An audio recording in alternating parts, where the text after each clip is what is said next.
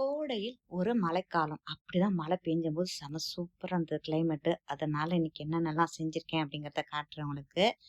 கொண்டைக்கடலையும் வாழைப்பூ வச்சு ஒரு மசால் வடை, அப்புறம் வாழைப்பூவையும் முருங்கைக்கீரை வச்சு ஒரு பொரியல் பண்ணியிருந்தேன்.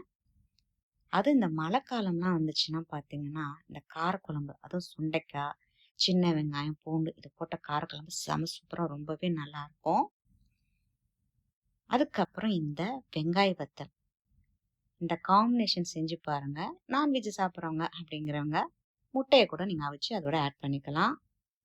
சாதம் வந்து சுட சுட இருக்கணும். அப்பதான் சூப்பரா இருக்கும். அதுவும் நல்லெண்ணெயில இந்த காரக்குழம்பு செய்யும்போது நல்லா இருக்கும். பெரியவங்க அப்படின்னா நம்ம காரக்குழம்புல தேவையான அளவுக்கு நல்லெண்ணெய் விட்டுக்கலாம். இல்லாம சாப்பிடலாம். ஆனா குழந்தைங்க சாப்பிடும்போது நல்லெண்ணெய் கொஞ்சம் விட்டோம்னா உரப்பு அவங்களுக்கு இல்லாம இருக்கும். நீங்களும் செஞ்சு பார்த்துட்டு இந்த காம்பினேஷன் எப்படி இருக்கு அப்படின்னு சொல்லுங்க. நீங்க என்னென்ன காம்பினேஷன்லாம் செய்வீங்க? அதையும் டைம் இருந்துச்சுன்னா கமெண்ட்ஸ்ல சொல்லுங்க. அடுத்த ஒரு இன்ட்ரெஸ்டிங்கான வீடியோல பார்க்கலாம். Bye by.